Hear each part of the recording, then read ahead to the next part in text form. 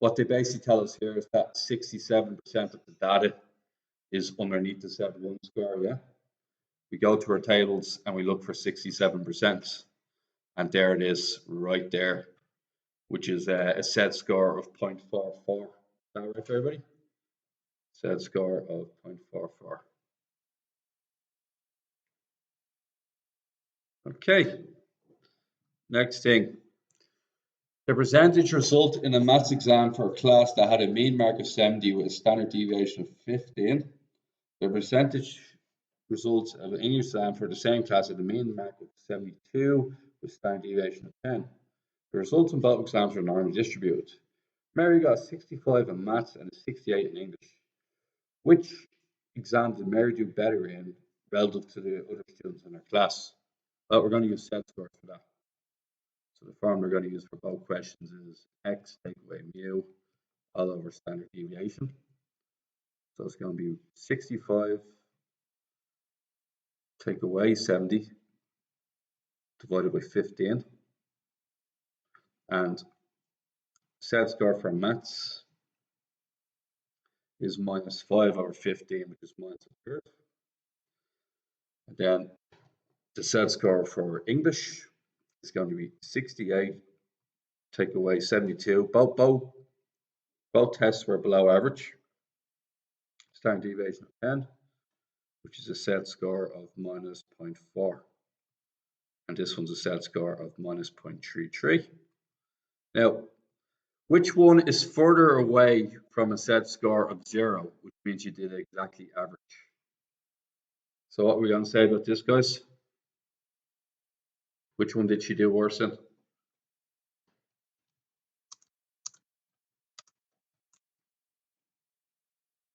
As a Z score of 0.4 is further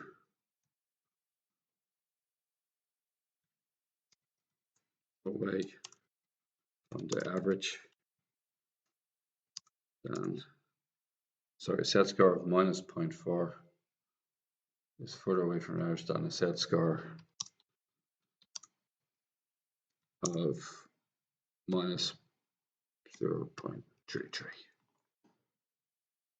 And a quicker way of saying this is the higher your Z score, the better your result is compared to the general population. Okay. Now, was there part 3 to this, is there? Oh yeah. In English, the top 15 students were awarded an A grade. Find the least number marked to be awarded an A grade in English. Now, unlike the previous question we did, it marks as low at the bottom, and would you agree 100% at the top? Yeah. And the top 15% is 0.15. So that means 0.85 is below. Yeah. So you're trying to find the Z score that has 0.85 below it. So you go to your calculator, or sorry, not your calculator, your table, and I'm going to go for a Z score of 1.04. It's a lot closer than this one. So I'm going to claim it's a Z score of 1.04. And then we have to figure out what grade this was in English. So Z score is x minus mu all over sigma. Now Z score of 1.04, x is what we're after. What's the average in English? The average in English was 72 with a standard deviation of 10. So you're going to do minus 72 over 10, cross multiply up to 10, and you should get 10.4. Bring over to 72, add them together, and we get 82.4.